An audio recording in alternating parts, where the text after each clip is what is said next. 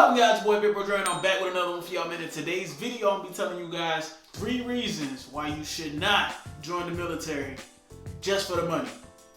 Let's get to the video.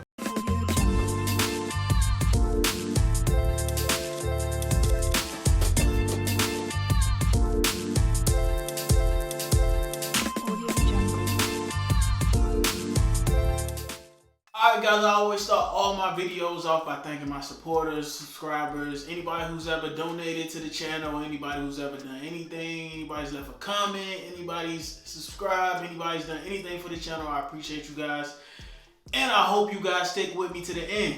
Now, this question right here actually doesn't come from a subscriber. This actually stems from a conversation that I was having with one of my soldiers last week, who mentioned to me that the reason they joined the Army was so that they could buy a Dodge Charger.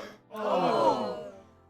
And it kind of took me off a little bit, but it also brought me back to my younger days when I first came in the Army and kind of remembering a reason why I joined the Army and the things I did to get in. So when I went to see the Army recruiter, it was in 2004 when the war was going on. It was in heavy rotation. Everything was going on. Shit was going crazy, right? When I went down there and I sat with a recruiter and I was going to pick jobs, he gave me a list of jobs and I really didn't care about the jobs. What he did was he was like, hey, I could offer you these jobs with bonuses. And me being somebody who was kind of broke, you know, I was working at McDonald's, but I wasn't really making shit. So I was just like, hey, listen, man, give me the job with the highest bonus. So the job that came up was 13 per power, multiple launch rocket specialist. So I ended up being the 13 per power. One of the absolute worst decisions I have ever made in my military career was picking that damn job just for the money. Listen, 13 series, man, field is in the name, field artillery. Like, I'm from Georgia, like I lived up north and all that stuff, but I don't like being outside. So like, having a job where you gotta be in the field pretty much 30 days in the field and 30 days, that shit was not for me. And then you gotta think the time when I went to be a field artillery man was during the beginning after the surge. So like, the government has blown everything up in Iraq circa day 2001 to 2003, 2004. So when I finally deployed to Iraq, we didn't have no jobs. So like, we went over there as a field artillery unit and left pretty much as infantry trained soldiers. We was doing foot patrols and we did DFAC guard and we guarded the towers. We did all the bullshit that units couldn't do that had real jobs. So like, I might have shot one fire mission the entire time I was in the artillery. Maybe two, before I decided to switch. So pretty much my number 3 reason why you shouldn't join the Army just for money or pick a job just for money like I did with the freaking bonus is because you could potentially get a job that you hate. And I'll tell you, like, I look back now and like, I appreciate the experience that I had, but I didn't really like that shit when I was going through it. So that's kind of like my number 3 reason. I'm gonna put 3 right there. These ain't in no particular order, guys, so just follow along, man. You know, I ain't got no notes with me today, so I'm going straight off the head, all right? So, my number 2 reason, I'm going to put 2 up there so you guys can see it. When I used to recruit, we used to do classroom presentations, and you had your typical different types of recruiters. You had the recruiter that pushed education, you had the money recruiter, you had the esprit de corps, I want to be an Army Ranger, that type of recruiter. You had all those different types of recruiters, right? And some recruiters would get up in front of these classrooms and pretty much lie to these kids and tell them, hey, you could get rich if you go to the military and you serve for an extended period of time or what have you, right? So I remember one particular day, gentleman got in front of the class and he was like, hey, listen, you can make this much. And what he was saying was facts, but he wasn't emphasizing the freaking timelines to which and the time you gotta put in to get to the levels you gotta get to. He was pretty much saying, telling these kids they could almost be millionaires if they stayed in the military and did it like this. Well, I'm about to bust that myth right now. All right, so this extremely photogenic man right here is the Joint Chief of Staff of the United States of America. His name is General Mark A. Milley. All right, remember that name, all right? And the reason why I'm telling you guys this is because This gentleman is a 4-star general, and he's the highest ranking military official in the United States Army. General Milley has served for 39 years in the United States Army, okay? 39 years, he's the top official. His officer grade is 010. So like on a scale of 01 to 010, a lieutenant to be a second lieutenant to be a 01. General Milley will be at the top, he'll be a 010 because nobody can make a 5-star general, right? He makes, and I got my notes here with me, I grabbed these in the middle of the video so I don't forget these numbers. This gentleman's base pay every month is $16,608. His BAH is $3,600, and I based it off the BAH at the Pentagon for the Joint Chiefs of Staff's office. In total, he makes $20,208 a month for a grand total of $242,496 a year, right?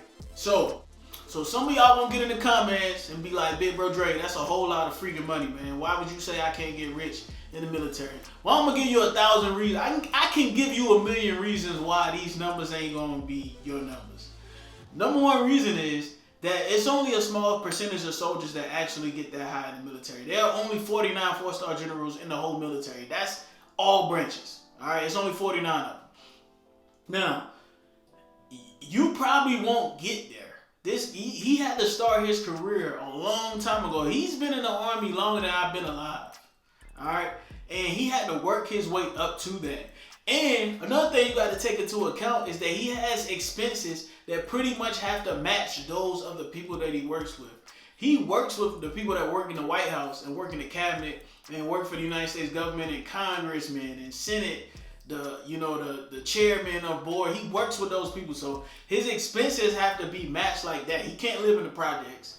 He can't live on a meager budget. He got to eat in the same places they eat in. He got to drive pretty much the same cars they drive.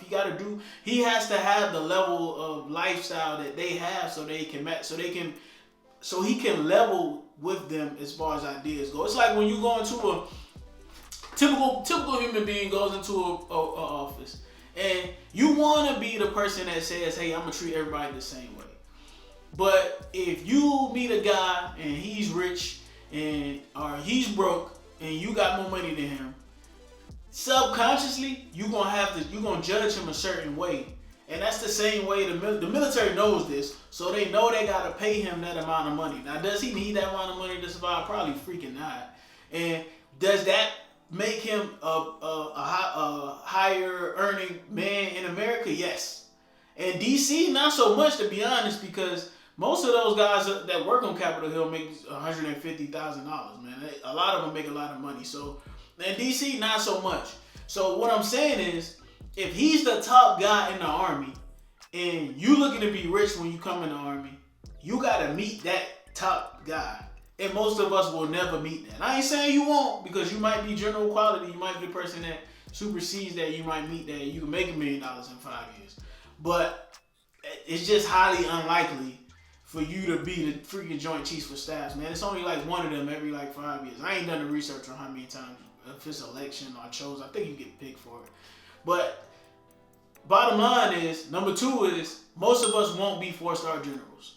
So you ain't gonna be a millionaire. You're not gonna be rich that way. All right. Leave some comments in the comment section and let me know how y'all feel about that, man. Because I hate telling people what they can't do, but I like to be honest with people and tell them, like, listen, man, it's gonna be a real tough road it's gonna be a tough road if you're trying to make 4-star general in the Army. Bottom line.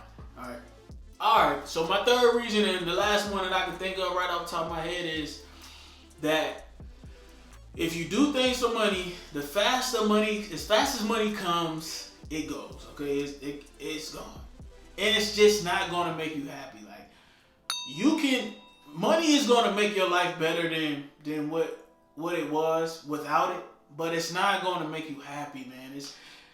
You have to do things. Money is just a tool. It's a tool to add things to your life, but it's not gonna make you a happy person. If you're depressed and you depressed over stuff and you think that making $1 million is gonna make you happier, it's not. That's just the bottom line. I don't even know another way to put that. All right.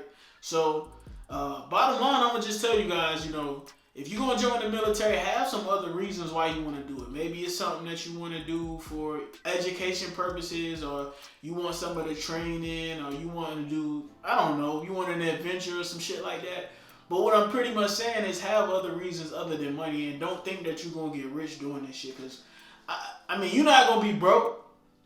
I live a really good life. I mean, the military pays pretty much based on, like, if you're married or you got a kid or you got dependents and shit like that, they gonna give you money based on where you live and your style of living. So, like, when I go to Korea, I'm gonna make more money than I make here because you get, like, different incentives to be there, because it's more expensive surviving on the economy than it is, you know what I mean, to live here at Fort Campbell. So, all I'm gonna say to you guys is, whenever you make a decision, man, make sure you do your research. Make sure you guys are always making informed decisions. Don't listen to some talking head on YouTube like me. Do your research and figure out what's the best course of action for your life. Alright? And that's it, man. So bottom line, man, don't join the freaking military for money.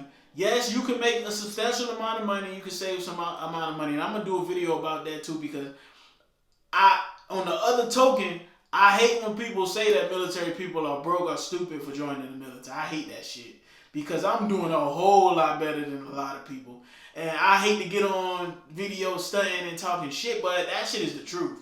So, but that's besides the point. I am going to make a video about that. But whatever you guys do, man, don't do nothing just based on the monetary value that you can get from it, because you always going to fail in the end. Make sure you have some drive and some passion and some type of purpose behind what you're doing. Don't just do the shit for the money, because you never going to feel fulfilled when you do it like that, all right? So that's all I got for you guys, man. Appreciate you guys watching, and I'll see you guys in the next video. Peace.